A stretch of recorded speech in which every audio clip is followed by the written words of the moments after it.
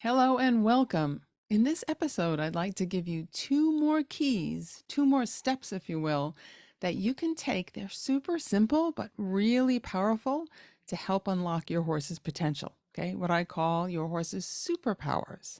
I'm Mary DeBono, and this is Easier Movement, Happier Horses.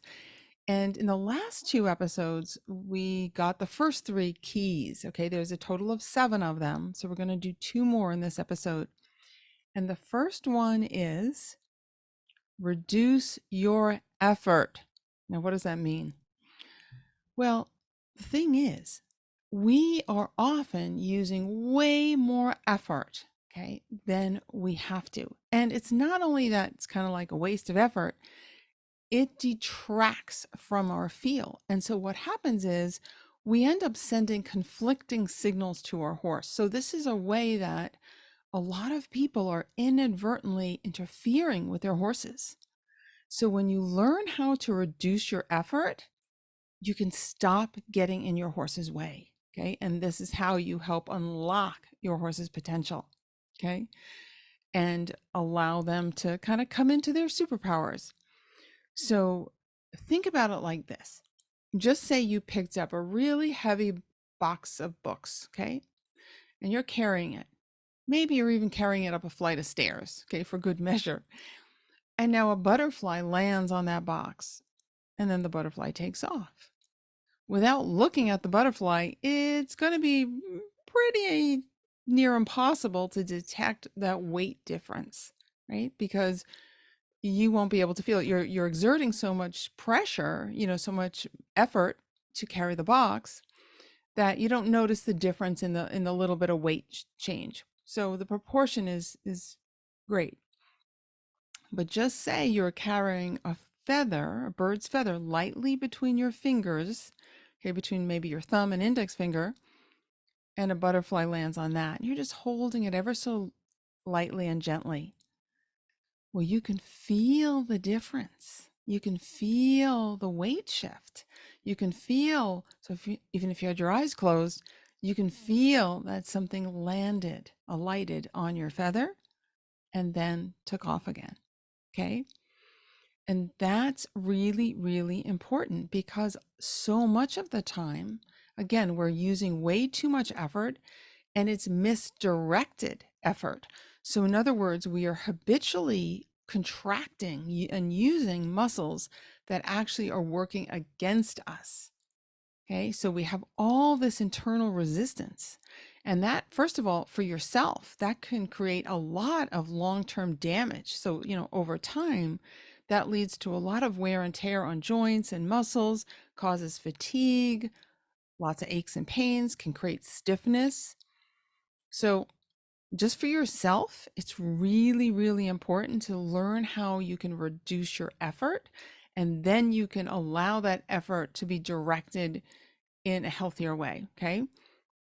But also, just being able to interact with your horse with more feel, right, is going to help your horse immensely. You'll improve so much as a horse person if you do this. Okay.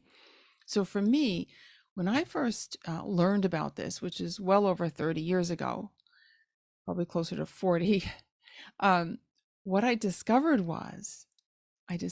that I gripped my steering wheel really, really tightly when I drove. And there was no reason. It's not like my steering wheel was going to suddenly fly off if I loosen my grip. I mean, I'm always careful, I'm always attentive and hold it properly.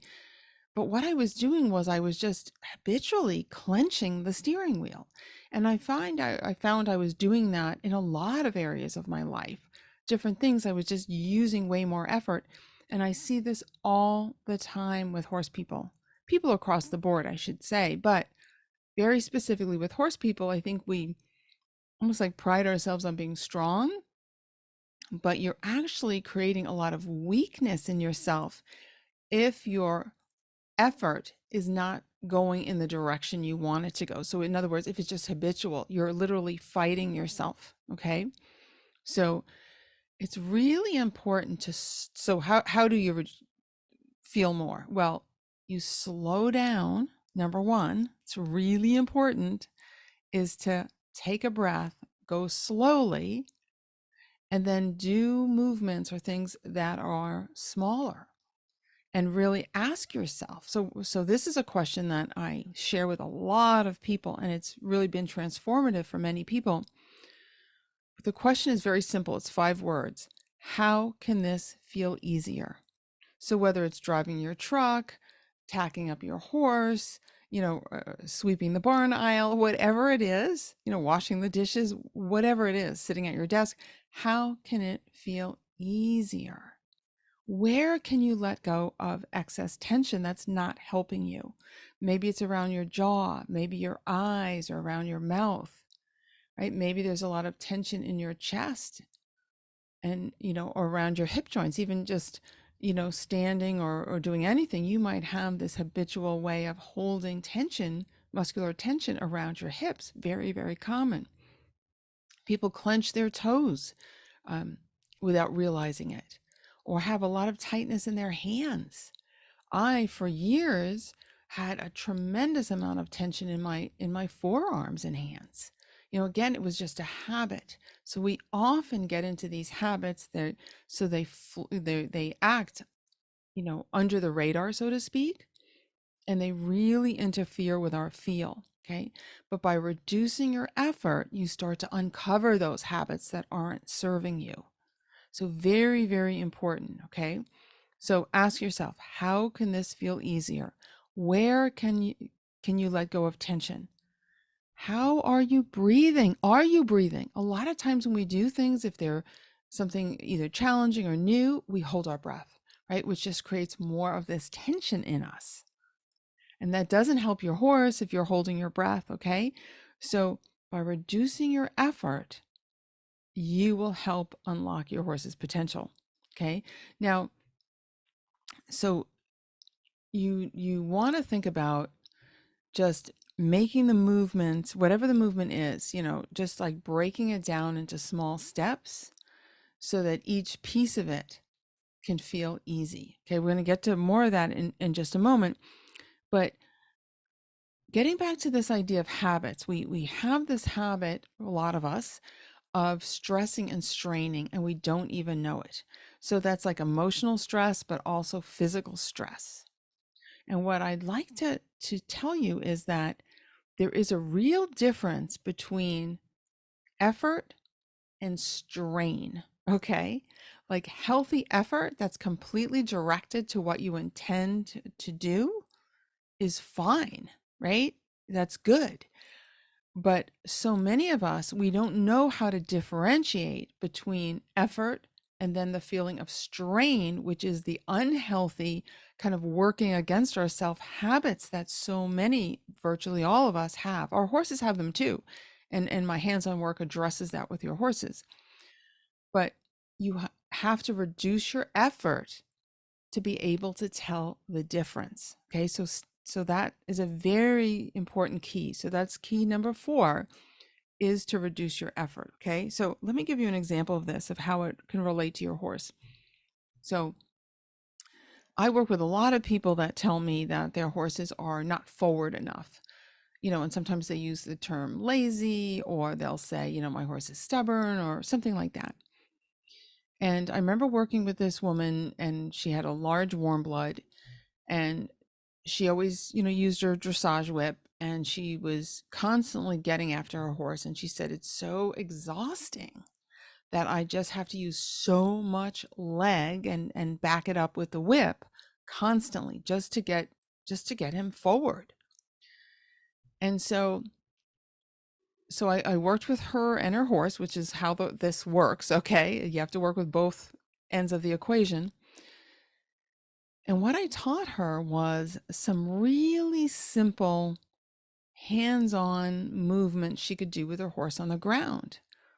And the purpose behind that was actually, the first thing I taught her was this idea of rocking her horse from the ground.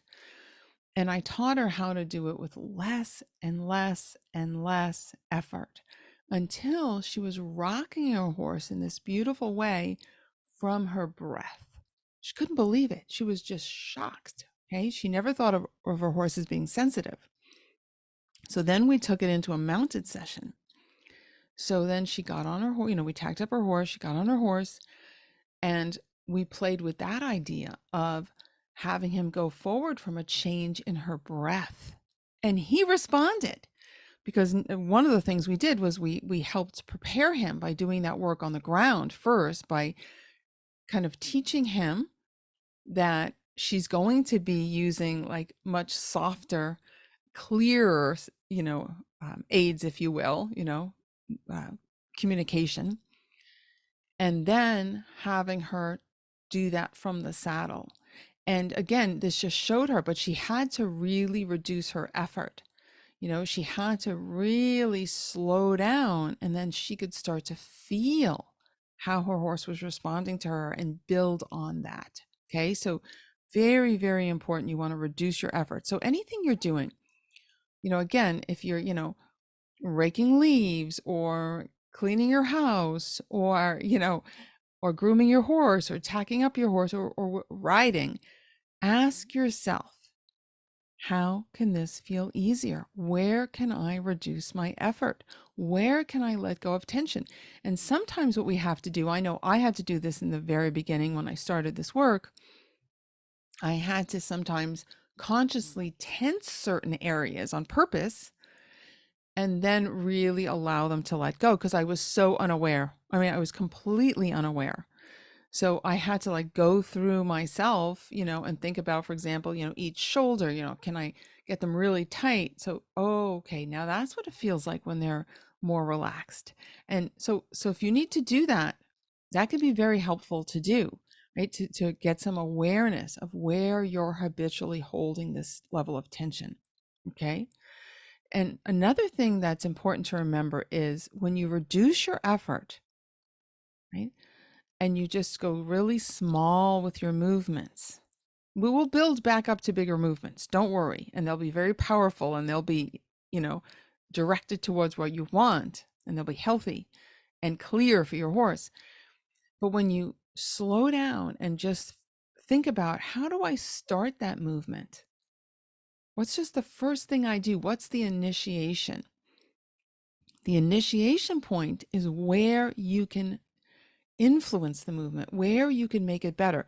Once you've committed to, for example, flinging your arm out to the side, just to use a random example, there isn't much you can do, right, to change it.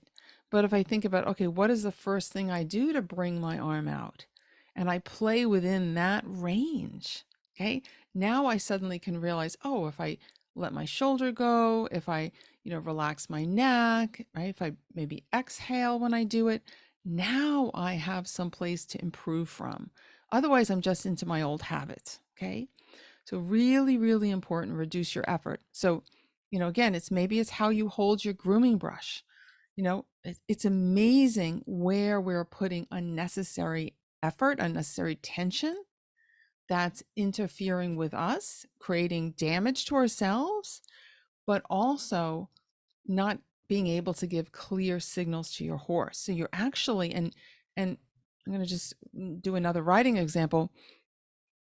This is so often when people use a lot of unnecessary effort in the saddle, it's like they're moving against their horse instead of with their horse. Okay.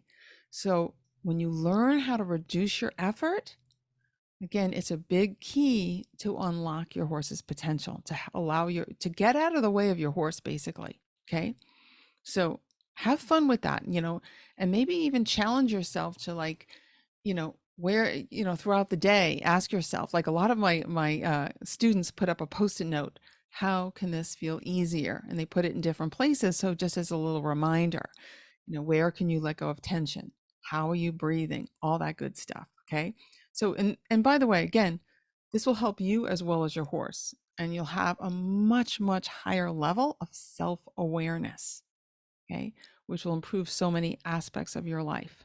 Okay. So that was key number 4. Key number 5 is find what's easy. Now this is builds on what we just talked about, reducing your effort, because you have to reduce your effort to be able to feel differences, to feel what's easy. And a lot of people think, well, why would I want to know what's easy?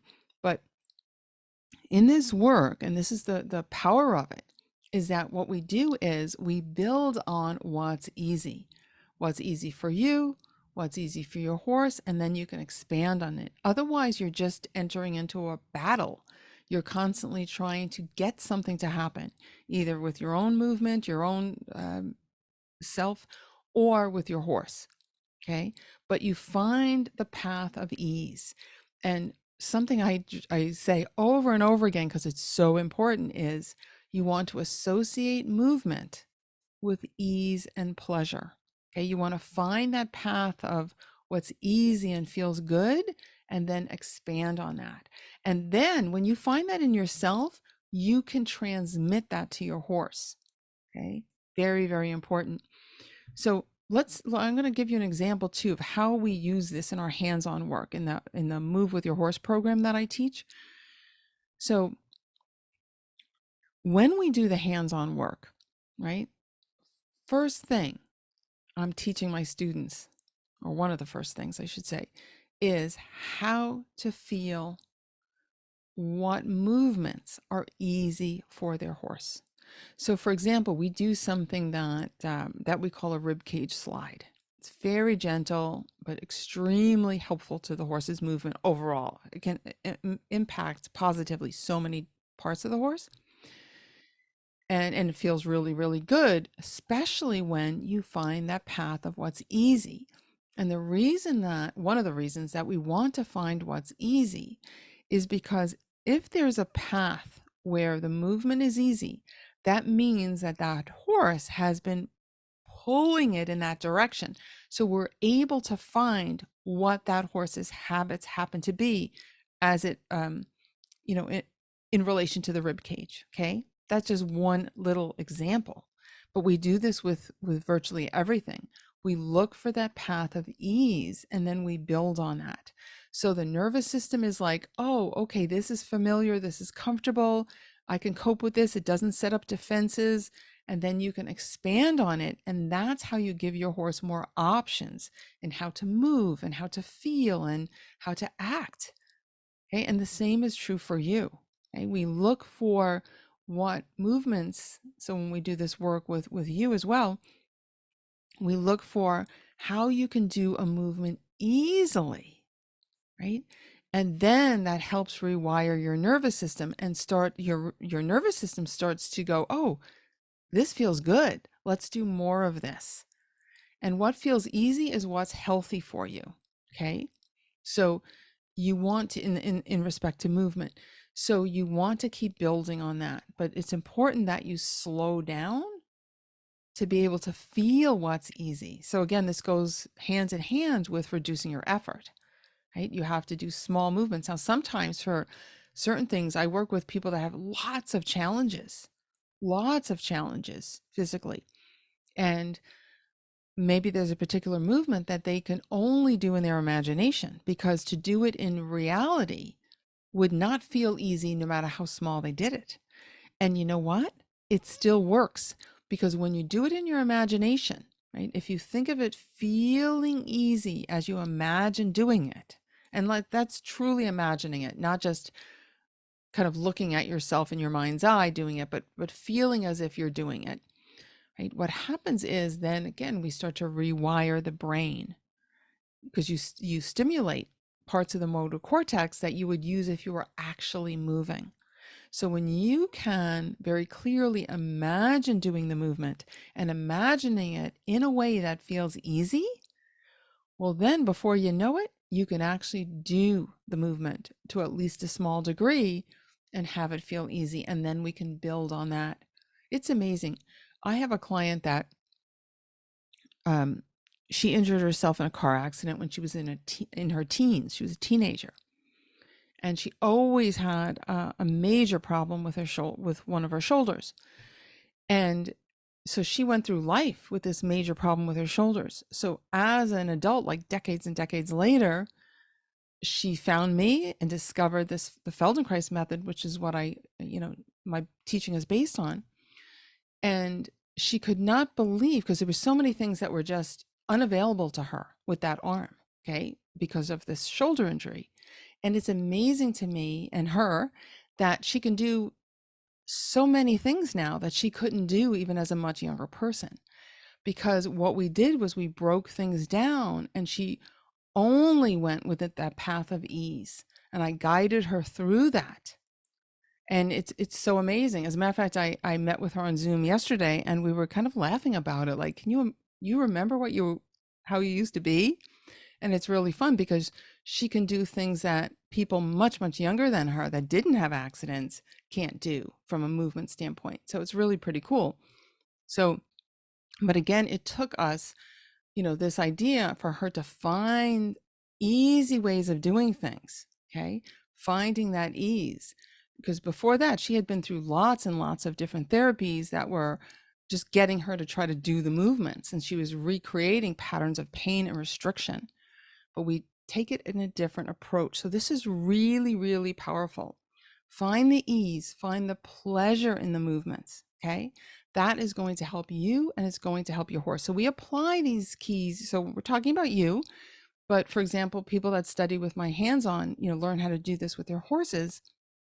They learn how to find what's easy for their horse. Okay. And that is how we can help the horse reprogram their nervous system, so to speak, kind of rewire, get them out of those inefficient or harmful habits and help introduce them to new options. Okay. So you want to find what's easy and build on it. So, think about this throughout your day. Like, how, again, it goes back to that question, how can this feel easier? Where is the path of ease? You go to pick up your mug of tea, right? Is there an easier way to do it? Even just bringing your arm up overhead, a lot of people do it in a way that's not easy, but you'll find if you kind of, for those of you watching the video, you'll see what I'm doing. I'm bringing in this case, I'm using my right hand way up to, towards my sternum, my breastbone, and then putting it up my midline and overhead versus just kind of flinging my arm up to the side. Okay. So even something like that, find what's easy and build on that. Okay. So just to summarize, these two keys are, reduce your effort. And key number 5 is find what's easy. Okay. So we have 2 more to go. We have 6 and 7, and they'll be in the next episode. So thank you so, so much for joining me. And we're going to do a challenge around this too. So stay tuned because we're going to have a fun challenge with giveaways and all kinds of good stuff. So stay tuned for next week's episode as well. And I can't wait to share those last 2 keys with you. Thank you so much for being here. I so appreciate you. And I love, love, love being on this journey with you. Bye for now.